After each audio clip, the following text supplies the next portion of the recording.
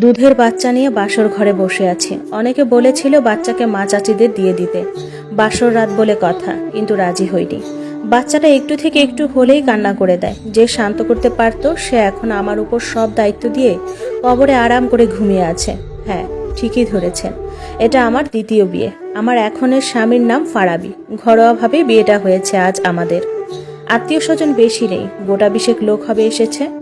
মাত্র আমার মেয়েটা ঘুমালো, একটু পরই ফারাবি এসে ঢুকলেন রুমে, দরজা মারলেন নিঃশব্দে। আমি পা দুটো আরো গুটিয়ে নিয়ে মেয়েটাকে আরেকটু জোরে ঝাপটে ধরলাম। তিনি এসে বসলেন আমার কাছে। আমি মাথা নিচু করে মেয়ের দিকে তাকিয়ে আছি। কতক্ষণ নীরব থাকার পর তিনি বললেন, জানেন তো আমাদের দুজনেরই এটা দ্বিতীয় বিয়ে। আমি মাথা নাড়লাম। তিনি তাচ্ছিল্যের সুরে বললেন, কেন আমার স্ত্রী ছেড়ে গেছে এটা জানেন? আমি আবারও হ্যাঁ সূচক মাথা নাড়লাম। তিনি মৃদু হেসে বললেন, আমাদের 7 বছরের প্রেম আর 1 বছরের সংসার জীবন ছিল, কিন্তু আমাদের সবটা প্রেমই রয়ে গেল, ভালোবাসা হয়ে ওঠেনি। আমি তাকে মাতৃত্বের সুখ দিতে পারবো না জেনেই ছেড়ে চলে গেল। আমি চুপ করে রইলাম। ও আবার জিজ্ঞেস করলো, কি নাম ওর? আমি বললাম মায়েশা। বাহ, অনেক সুন্দর নাম তো। আমি বললাম ওর বাবার দেওয়া। ও আবার জিজ্ঞেস করলো, দেখতেও কি বাবার মতো হয়েছে? আমার কোলে দেবেন একটু? এবার আমি তার দিকে তাকালাম। মুখে আকুতি ভরা, চোখ পানিতে ভরে উঠছে। দিলাম তার হাতে। মেয়ে আমার যদিও জেগে গিয়েছিল, কিন্তু কাঁদল না। ফারাবি খেললো কতক্ষণ তার সাথে, আর মায়েশা হাসছে। আমি অবাক হয়ে তাদের দিকে তাকিয়ে আছি। তাকে মেহরাজ আমার প্রাক্তন স্বামীর মতো লাগছে। খেলা শেষে ওকে কোলে নিয়ে ঘুম পাড়াতে পাড়াতে বললেন, জানেন আমার মেয়ের খুব শখ ছিল। নূপুরকে বলতাম আমরা মেয়ে নেব, কিন্তু বুঝতেই পারিনি সে ক্ষমতা আমার নেই। মায়েশা না থাকলে হয়তো এই বিয়েটাও হতো না। কে চাইবে এমন ছেলের কাছে মেয়ে দিতে? মায়েশাকে পাশে শুয়ে দিয়ে বললেন, আপনি ঘুমিয়ে যান, সারাদিন খাটুনি গেছে অনেক। বলে মায়েশার পাশে শুয়ে পড়লেন। আমি তখনও তাকিয়ে আছি। তারপর ফ্রেশ হয়ে এসে শুয়ে পড়লাম। গভীর রাতে হঠাৎ অজানা অনিশ্চিত ভয়ে জেগে উঠলাম। পাশে ফিরে দেখলাম মায়েশা ঠিক আছে কিনা। ফারাবি এক হাত দিয়ে রেখেছেন মায়েশার উপর, যেন ঘুম পাড়াতে পাড়াতে নিজেও ঘুমিয়ে গেছে। কি করে পরের মেয়েকে এত আপন করতে পারলেন? সকালে চোখ খুলতেই দেখলাম মায়েশা ফারাবি কেউই নেই। আমি ধরফর করে উঠে বসে আশেপাশে তাকাতেই বারান্দায় চোখ পড়ল। ফারাবি রকিং চেয়ারে বসে ঘুম পাড়াতে চাইছে মায়েশাকে। আমি কাছে যেতেই বললেন, কান্না করছিল। আপনার ঘুম ভেঙে যাবে দেখে এদিকে নিয়ে এসে ঘুম পাড়াতে চাইছিলাম। দুষ্টু বাচ্চাটা কিছুতেই ঘুমাতে চাইছে না। আমি দেখলাম মেয়ে হাত দিয়ে ফারাবির দাড়ি নিয়ে খেলছে। আমি ফিক করে হেসে দিলাম। তিনি বললেন, হাসছেন যে বড়? মেয়ের আমার আপনার দাড়ি পছন্দ হয়েছে। তা হয়েছে, ভাবছি আরো বড় করব দাড়ি, মেয়ে যাতে খেলতে পারে। আপনি ফ্রেশ হয়ে নিন।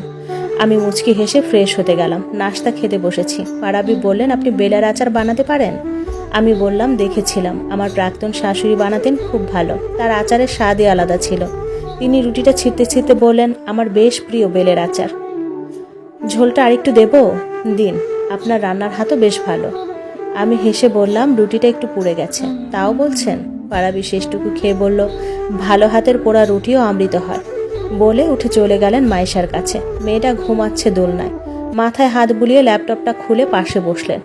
পরদিন থেকে অফিস। মাত্র 3 দিনের ছুটি নিয়েছিলেন, বলতে গেলে পেয়েছেন আর কি। প্রথম বিয়ে হলে হয়তো সপ্তাহখানেক ছুটি পেতেন।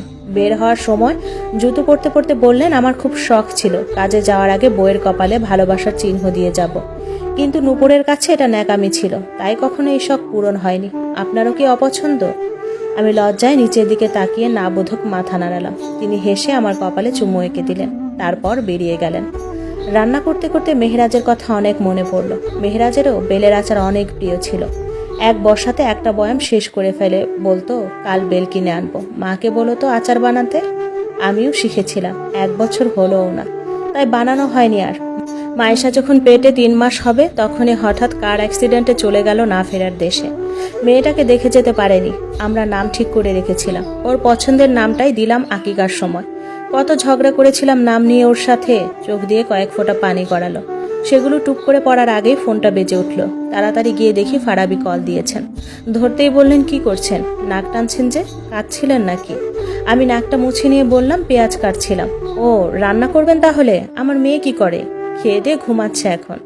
আমি তো দুপুরে এখানে লাঞ্চ করি, আপনার অসুবিধা হবে না তো? না, সমস্যা নেই, আপনি খেয়ে নেবেন।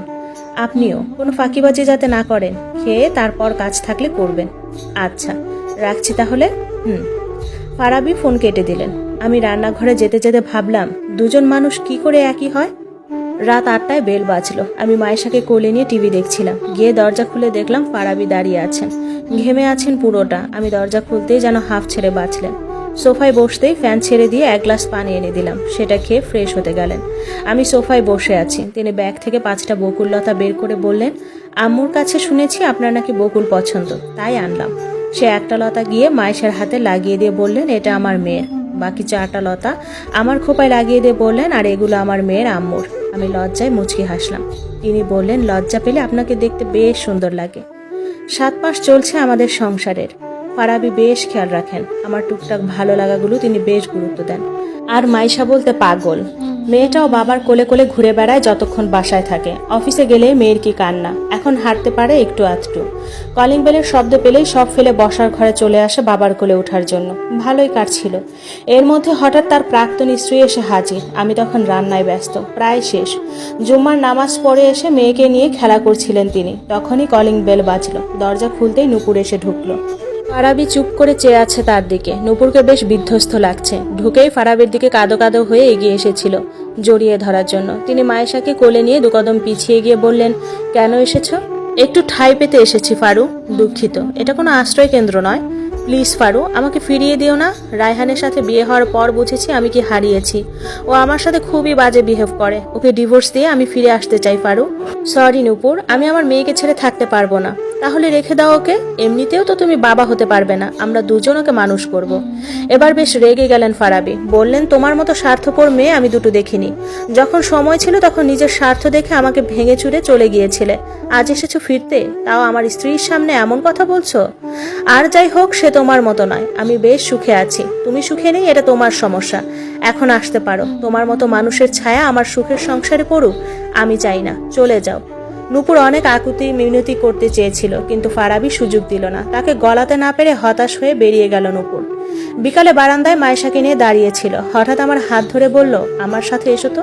ছাদে নিয়ে গেল। দেখলাম রংধনু উঠেছে। অনেক দিন দেখা হয় না। তিনি আমার হাত শক্ত করে ধরে বললেন, মেহেরাজ ভাই আমার জন্য রত্ন রেখে গেছেন। এই রত্ন আমি হারাতে চাই না আয়েশা।